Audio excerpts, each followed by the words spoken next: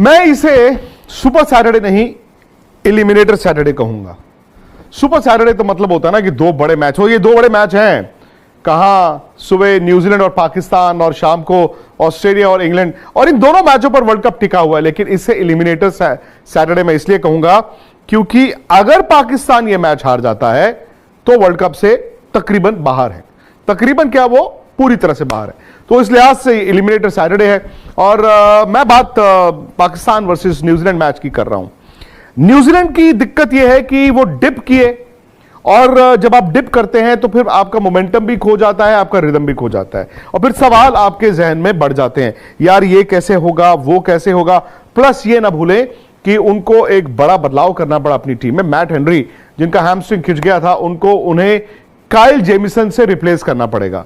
अब Kyle Jameson Bangalore में खेलेंगे, जहां पर वो आईपीएल भी खेले हैं, तो शायद ये ना एक तरह से ब्लेसिंग इन डिस्गाइज हो सकती है न्यूजीलैंड के लिए। उनकी हाइट है, अगर वो गेंद ठीक ठाक डालेंगे, बैंगलोर में पिटाई तो होती है, लेकिन कभी कभी क्या होता है कि वो जो एक्स्ट्रा बाउंस उनका है वो बल्लेबाजों को परेशान कर सकता है। तो ये न्यूजीलैंड की दिक्कत है। केन विलियमसन पता नहीं खेल पाएंगे कि नहीं खेल पाएंगे। तो ये जब आपके इतने खिलाड़ी चोटिल होते हैं, आप फंस जाते हैं। प्लस जैसे मैंने कहा, जब आप हारना शुरू करते हैं, भले ही अपने से बड़ी टीमों से हारते हैं, तो भाई आपके सवाल बढ़ जाते हैं। दूसरी तरफ है पाकिस्तान। अब टेक्निकली पाकिस्तान जो है वो 5 जीत तक जा सकता है, आप भी जानते हैं। वो 3 मैच जीते हैं, लेकिन 3 मैच जीते हैं नेदरलैंड, श्रीलंका और बांग्लादेश से। लेकिन चूंकि वो पिछला मैच जीत के आ रहे हैं, और वो शायद उनकी टीम का ऐसा इतिहास भी रहा है जहां पर वो कई बार इस तरह की सिचुएशन से निकलकर सेमीफाइनल या फिर आगे चले जाते हैं, तो वो ये बिलीव कर रहे होंगे कि हम कर सकते हैं। अगर वो न्यूजीलैंड को हराएं, जो मुमकिन है, उसके बाद उनको आखिरी मैच में इंग्लैंड को हराना होगा, जो फिर से मुमकिन है। मुमकिन तो है, लेकिन पाकिस्तान की टीम का वो सेल्फ बिलीफ क्या है। मैंने मिकी आर्थर की ना आज भी प्रेस कॉन्फ्रेंस सुनी, और मिकी आर्थर बहानेबाजियां कर रहे हैं। मिकी आर्थर कभी कहते हैं यार दिल पाकिस्तान नहीं बजा। मिकी आर्थर कभी कहते हैं जी हमारे प्लेयर जो आए यहां पे खेलने के लिए, मतलब पाकिस्तान के प्लेयर आए, हम जी इंडिया में बहुत ज्यादा घूम नहीं पाए, हम तो ऐसा लगा कोविड जैसा है। भाई साहब, कोविड में ना आपके जब प्लेयर्स होते थे वो बबल में रहते थे, वो कमरे से बाहर नहीं निकल सकते थे। यहां पर तो हम तस्वीरें देखते रहते हैं यार, पाकिस्तान के प्लेयर्स तो कहा है कि हम एंजॉय कर रहे हैं। अब इसका मतलब ये थोड़ी है कि आप वर्ल्ड कप खेलने आए हैं तो जी आपके प्लेयर पार्टियों में जा रहे हैं, या आपके प्लेयर जो है वो महफिलें लूटने जा रहे हैं, ऐसा नहीं होता। तो ये बहानेबाजी जब तक आपके ड्रेसिंग रूम में रहेगी, आप कैसे अच्छा खेलोगे, मुझे आप बताइए। टीम अच्छी वो जो बहानेबाजी नहीं, जो ये माने कि हम गलत खेले थे, और जो ये कहे कि हां जी आज हम खड़े होंगे, आज हम करेंगे। तो सारी की सारी बात आ जाती है कि वो सेल्फ बिलीफ पाकिस्तान का क्या है। अच्छा, पाकिस्तान की दिक्कत यह भी है कि उनका बैटिंग ऑर्डर नहीं चल रहा था। दिक्कत थी कि उनके बीच में स्पिनर्स गेंद नहीं कर रहे थे। फखर जमान के आने से ना अचानक से ये टीम बेहतर दिखती है, क्योंकि अब्दुल्ला शफीक ने तो पहले भी रन बनाए थे। अब हो क्या रहा था कि अब्दुल्ला शफीक जब रन बनाते थे, इमाम वहां से रन रेट गिरा देते थे, फिर किसी को एक रिस्क लेना पड़ता था, फिर बाबर आते थे, बाबर के भी रन नहीं आ रहे थे, तो ये दिक्कत उनको थी। फखर जमान ने एक पारी जो कोलकाता में खेली, वो एक तो देखिए बड़े प्लेयर तो थे ही, लेकिन यह भी हकीकत है कि पिछले कई मैच ऐसे थे जहां पर उनके रन्स नहीं आ रहे थे। सो मच सो कि लोगों ने यह भी कहा कि यार फखर को खिलाते क्यों। भाई नए ओपनर तो अब्दुल्ला शफीक आए ना, फखर और इमाम ही तो ओपन करते थे, तो इन दोनों के रन नहीं आ रहे थे, फखर के खास तौर से। बट वो जो इनिंग उन्होंने खेली, आई थिंक वो पाकिस्तान की एक तो भाई बल्लेबाजी के लिहाज से, और एक मुझे लगता है उनके ड्रेसिंग रूम के लिहाज से, बिकॉज ये तो समझेंगे ना कि यार आपको थोड़ा अग्रेसिव क्रिकेट खेलनी है। भैया बैंगलोर में खेल रहे हो, बैंगलोर में ऐसा बहुत कम होगा कि जी आपने 250 पौने 300 रन बनाए और आप मैच जीत गए। यहां आप भी जानते हैं यार 350 पौने 400 रन चेज भी हो जाते हैं। तो ये at the back of the mind रहेगा। हाँ, पाकिस्तान यहां पे ऑस्ट्रेलिया से मैच खेला था, तो थोड़ा सा कंडीशन से वाकिफ भी होंगे।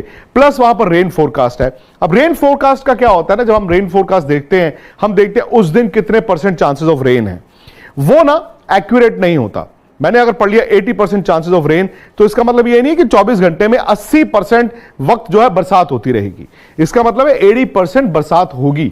अब वो कितने मिलीमीटर होगी वो नहीं पता, लेकिन वहां के लोकल्स ये बता रहे हैं। हालांकि आज जब न्यूजीलैंड प्रैक्टिस करके जा रहा था तो बरसात हो गई, लेकिन लोकल्स जो हैं वो ये बताते हैं कि बरसात अगर होगी भी तो शाम को होगी। और चूंकि न्यूजीलैंड पाकिस्तान का मैच सुबह 10:30 बजे इंडियन स्टैंडर्ड टाइम पे शुरू होगा, इसका मतलब है कि दिन में शायद मैच ना हो। अच्छा, अब अगर बरसात ना हो, अब सवाल आता है कि बरसात ना हो, बरसात थोड़ी सी हो, थोड़ा सा 2-4 ओवर अगर कम भी हो जाए। एक होता है कि जी बरसात इतनी हुई कि जी ओवर्स घटने शुरू हुए, 30 over, 25 over, 20 over. I think वहां पर पाकिस्तान शायद सेंस करेगा, जितना मैच छोटा होगा पाकिस्तान उतना गेम में आएगा, क्योंकि जब छोटा मैच होता है ना तो न्यूजीलैंड पैनिक कर सकता है, वो पाकिस्तान को मौका दे सकता है। और तीसरा चौथा ये विकल्प है कि जी बरसात इतनी हो गई मैच ही धुल गया। आई थिंक वहां से तो पाकिस्तान फिर गुड नाइट है, उसके बाद पाकिस्तान जो है वो मतलब फॉर ऑल प्रैक्टिकल पर्पसेस बाहर हो जाएगा। तो ये इम्कानात हैं। ले दे के बात आ जाती है बाबर पे। फखर जमान ने जो करके दिखाया, क्या बाबर उसको मैच कर सकते हैं? याद कीजिए 2011 का वर्ल्ड कप भारत की टीम जीत रही थी, MS धोनी की परफॉर्मेंस नहीं थी, लेकिन जिस दिन इट मैटर्ड यानी कि फाइनल में धोनी ने जाके एन वक्त पर वो इनिंग मैच जिताने वाली खेल दी, वर्ल्ड कप जीत गया इंडिया। तो बाबर के लिए शायद वर्ल्ड कप खत्म नहीं हुआ।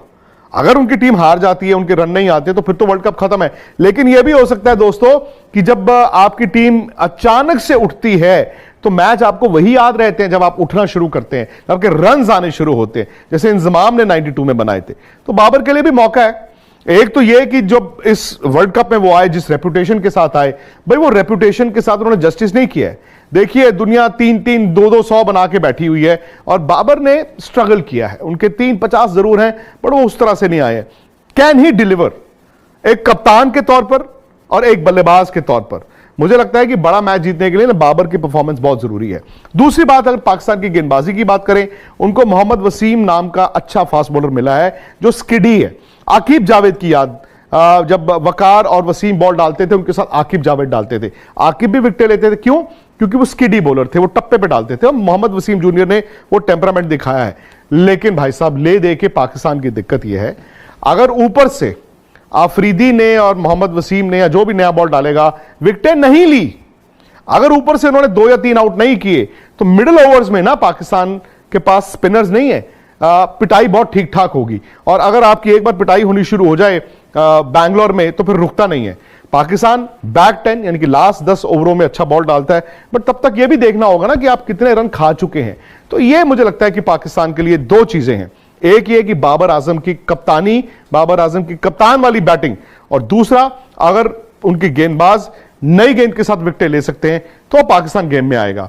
न्यूजीलैंड में भी अगर आप सलामी बल्लेबाज देखें, विल यंग और कॉनवे, इन्होंने इतने रन नहीं बनाए हैं, बट अगेन वो टीम बड़ी है। हो सकता है कि न्यूजीलैंड की टीम फाइनल खेल रही हो सकता है न्यूजीलैंड की टीम वर्ल्ड कप जीत जाए। तो यहां से वो भी समझते हैं, कॉनवे भी, कि हो सकता है भाई साहब मेरा वर्ल्ड कप यहीं से शुरू हो।